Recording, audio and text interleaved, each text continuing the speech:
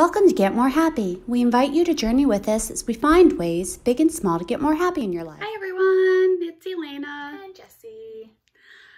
We, I don't know about you guys, but the way we're kind of doing these videos, oh wow, I do this every video.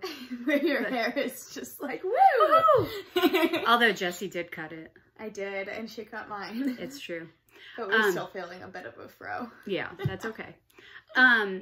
The way we're doing these topics is we kind of assume you guys are going through the feelings that we're going through. Yeah. So we're just talking to that because really we have no outside life. Well, you do. You work. But I thought you were going to reference my trip to the farmer's market yesterday. That did happen. It was so exciting. Yeah. I didn't go. It's okay. Yeah. But today I wanted to talk about apathy. So, I don't know about you guys, but you know, we did talk about how like the first week was all like, yeah, and outreach and exercise and blah, you know, and then the next week was kind of like, I hate everything and everyone. Yeah. And then, you know, then we kind of moved into a rally. And I can do things, and it's going to be, you know, right? I mean, I'm not happy anymore, but I'm not happy, but you know, like, yeah.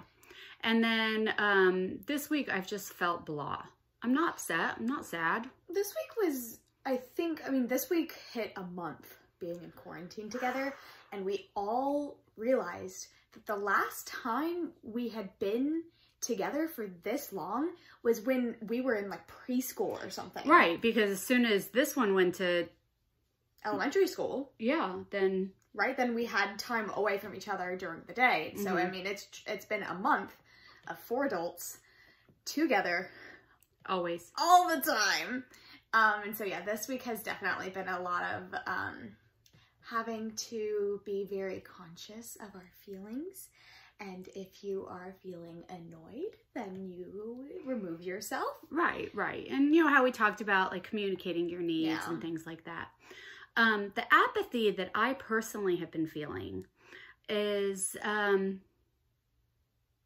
not I mean, I'm not depressed, but just, yeah.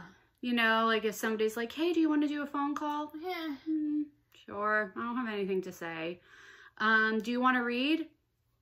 I guess, you know, like, I mean, I find myself scrolling on my phone a lot. Which is mind numbing. Exactly. My mind is numb.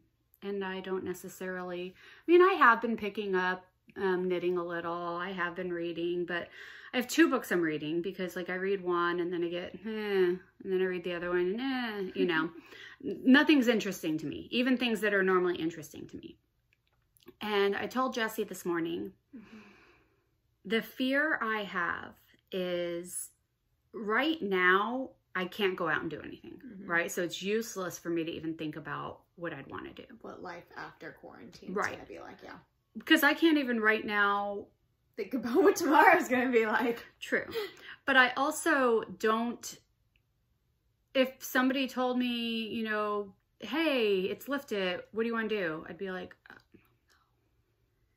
you know, so my fear is, so in my life, when my youngest daughter, when Becca went to college, I was like, oh, I'm going to join this group and I'm going to do this and I'm going to do that. And, Jessie and I are a lot alike in this, where when we start something new, even if it's something we really, really will love doing, we have to call each other and convince each other to go.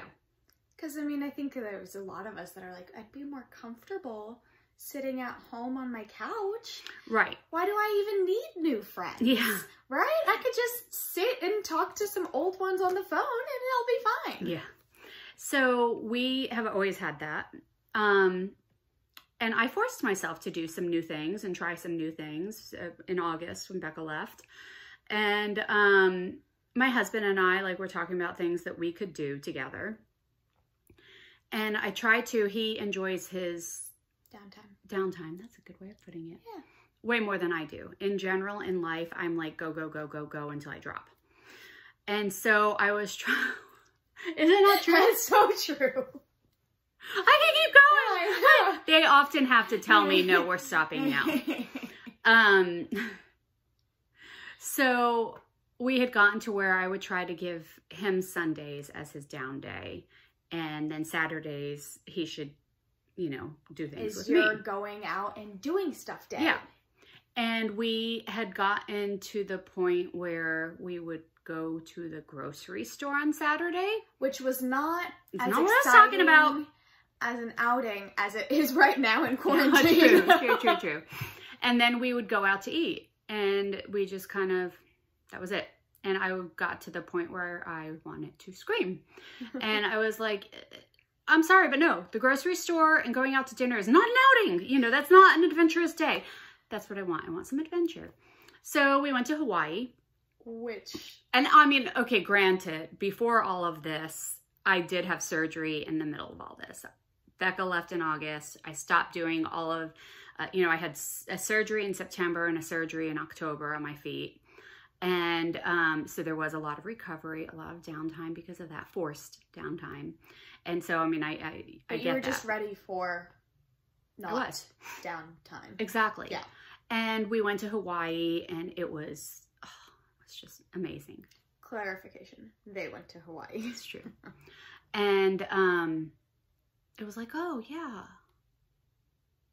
he does like doing things too, you know, like, so we made a deal, you know, when we came back, we would do day trips. We would go to a little town near here. And, you know, I mean, some of these little towns for me personally, because I'm not a shopper, I don't mind browsing, but I'm not a shopper.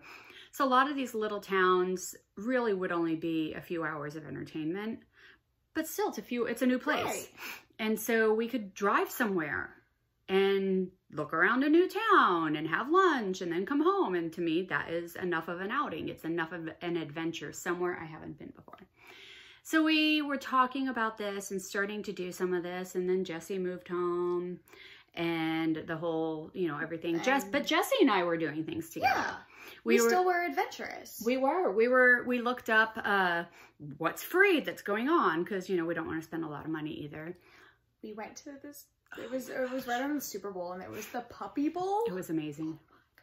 Yeah, they had a little one in our town, and it was, oh. And again, a few hours. Right? We went, there were food trucks, and they were having like a food truck contest. And so they had little samples, and we walked around and had the little samples. It was super fun. We like festivals. We like festivals. Yeah. Yeah.